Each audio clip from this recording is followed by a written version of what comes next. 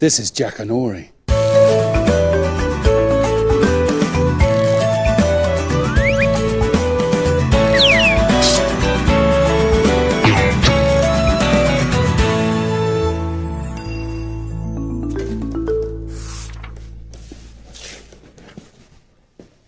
Hello, I'm Martin. This is the story of my trip to the North Pole to find the last polar bears. All my life I've wanted to see how polar bears really live, to see them swimming amongst the icebergs and playing in the snow. You see, I remember going to the zoo one hot summer's afternoon and seeing my first polar bear. He was sitting in the shade of a dead tree. There was a small concrete pool for him to swim in. The water was green. I looked at the polar bear. There was no snow for him to roll in, no icebergs for him to float upon. There was no life for a polar bear. I couldn't save him. How could I? You can hardly smuggle a polar bear under your coat and walk out with him, can you? Well, that day I decided I'd go to the North Pole and see how the polar bears really live. I went to the library and I read everything I could find about polar bears, where they live, what they eat, and how to look for them in remote places. I studied many maps until one day, in the British Museum, I found the map of Great Bear Ridge. I knew then that that is where I would find the last polar bears. I began to plan an expedition. I decided after a lot of thought to take Roo with me and a golf trolley as a sledge. Huskies would be better, but I couldn't afford to feed them. And Roo said that her particular breed was in fact better than huskies on the snow, but that no one had ever given them the chance to prove it. When I told her that our expedition was to the North Pole, she said that she'd heard of it and she thought that one of her relations had helped to put it up. I loaded the golf trolley with everything we'd need for our journey, and we crept out of the house and set sail for the North Pole on a ship called the Unsinkable. Our cabin had 2 portholes, one for Roo and one for me. I saw a lot of seagulls and a porpoise, and Roo said she saw a sheep. Roo's not a very good sailor. She says that dogs aren't supposed to be on boats. I told her that some boats always have a cat on board to kill rats. Roo said anything a cat can do, a dog can do better, and the dogs are famous for being great sailors. She said that her grandfather was probably the captain of a ship and that he probably killed hundreds of rats. He probably did, I said. Roo asked the captain if she could have a go at steering the ship. For half an hour we went round in circles. Roo said dogs always steer ships in this way. The captain was worried about the ship hitting a rock, so he took over and we continued in a straight line toward the North Pole. It was a long way to the North Pole. We sailed through storms and high seas, and it grew colder and colder. Roo wore my socks to keep her paws warm. Every day she asked if we were there yet. Every day I had to tell her, not yet, but soon, very soon. It's a long way to the North Pole, and I needed to keep her spirits up. The sea is such a big place. It seems to go on forever. We did see some land yesterday. The captain pointed out the islands of Shetland, but he didn't stop, as he said we had to make good time if we wanted to reach the North Pole before the bad weather. Of course, I never mentioned anything about the bad weather to Roo, as I thought it might upset her. She'd been rather a nuisance, I'm afraid, and I began to wonder whether it was such a good idea to bring her along in the first place. I thought she might be useful, pulling the trolley up the steep bits. Perhaps I should have brought a husky after all. Roo announced that she'd changed her mind about finding the last polar bears, and that she'd decided to go home. She said that she'd been mistaken, and it wasn't snow that her particular breed were good on, it was sand. I said it was impossible to go back now, and that we just had to press on. Roo said that dogs were excellent swimmers, and that she could swim back if she wanted to.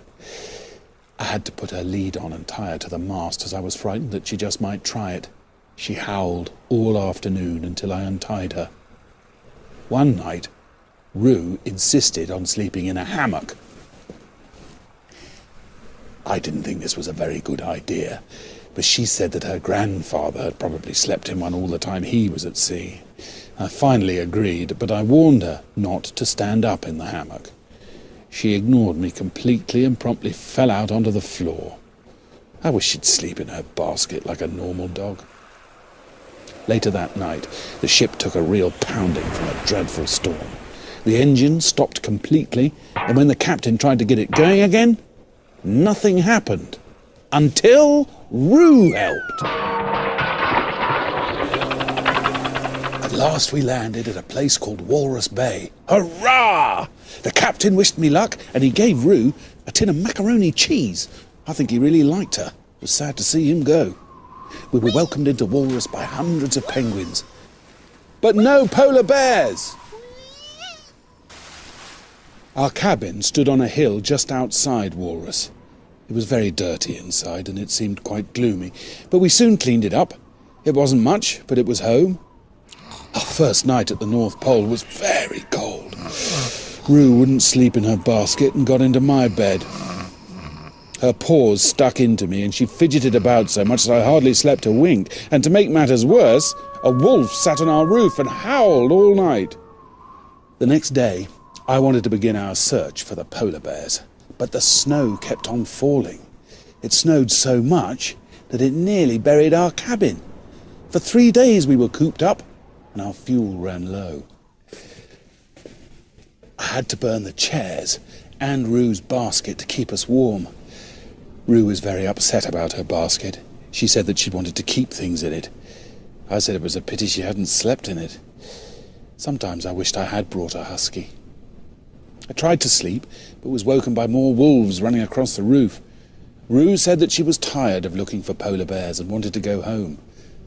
At last, it stopped snowing, and I took Roo out to a place called the Gentle Slopes.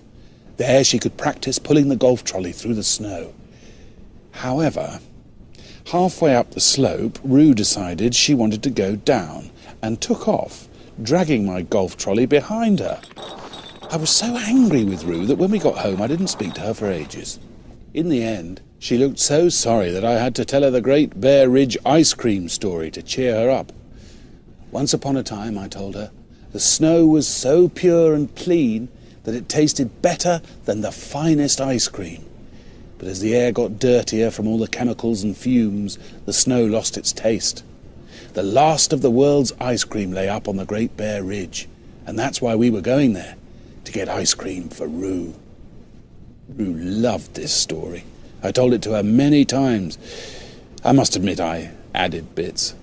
The fabulous chocolate mint chip that grows in the shade, or the delicious strawberry split found only at sunset. These were my own inventions. Afterwards, Roo felt much better and said she was very keen to get up there. That afternoon, we went down to Walrus to stock up on provisions for our journey to find the polar bears. We spent a long time searching for the shops, as everything lay buried beneath the snow. Eventually, we found the mailing station after Roo fell down the chimney. I bought a pair of wellies, some fish, cheese, candles and sausages. Roo bought a picture of a rabbit, an old bone and some jam labels. I wish she wouldn't waste her money. Afterwards, I played golf on the snowfields behind Walrus. I found that golf kept my spirits up. My first shot went into the sea.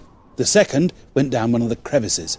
As I was running low on golf balls, I decided to play just one last ball before I packed it in. I took my aim at the red flag, kept my eye on the ball, and gave it a mighty thwack with my one iron. The ball rose high into the blue sky, hung still for a moment as if deciding what to do next, and then fell in a graceful arc out of sight beyond the crevices. It was a magnificent shot, and I set off after it immediately to play the next. I went carefully past the crevices because if you fall down there, you're a goner. Then, in the distance ahead, I spied a small black shape lying in the snow. As I got closer, I realized that it was a little penguin, unconscious but still alive. And beside it lay my golf ball. My ball had hit him on the head. I wrapped the penguin up in my coat, zipped it up in my golf bag, and set off back to the cabin as quickly as I could. I laid it by the stove in a cardboard box to keep warm. Roo was very annoyed and said, why didn't I invite the whole of the Arctic into our home and be done with it? We could fill the place with walruses, Arctic foxes and seabirds, and we could sleep outside.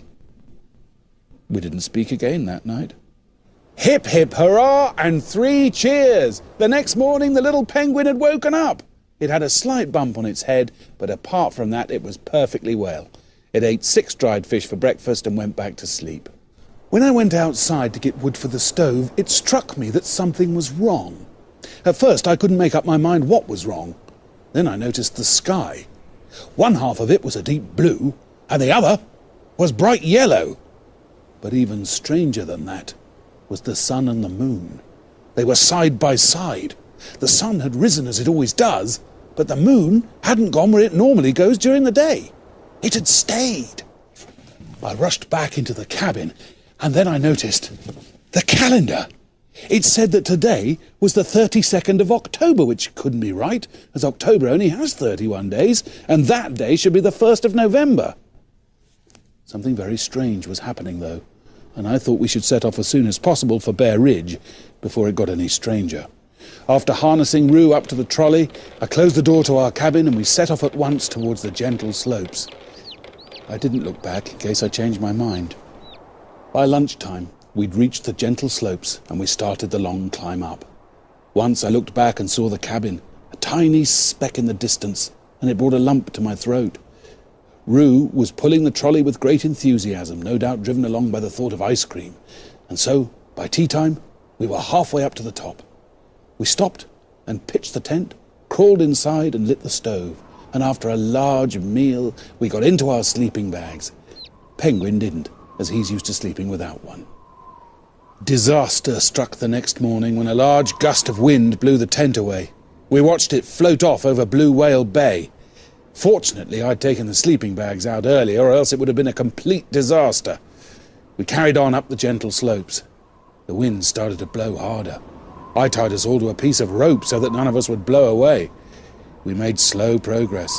At times, Bear Ridge seemed to get closer and closer, but just as I thought we would reach it, it'd get further away again. Must be like those mirages you get in the desert. The sky changed from lilac to a deep crimson, and it started to snow. We stopped and made an igloo, cutting out blocks of snow with my one iron to make the walls. The wind grew more fierce, and we'd just finished the igloo when the storm hit. It blew the trolley right up into the air, taking Roo with it. I only just managed to catch one of the wheels with my golf club and pull her back down. I grabbed her in my arms, undid the harness, and the trolley flew off down the mountain. We were so hungry, and all our food had blown away. But then, Roo brought out the tin of macaroni that the captain had given her. What a clever dog! After eating it, we all huddled together in my sleeping bag to try and keep warm. Meanwhile, the storm got more and more fierce. In the wind, I'm sure I heard voices. I thought I heard the wolves howling.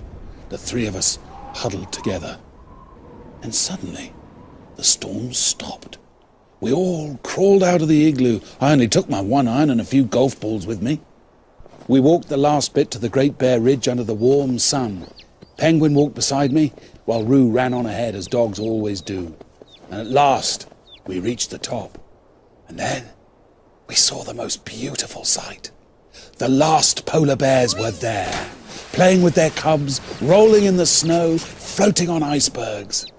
I've not spoken to them yet, but I will. Right now. Bye.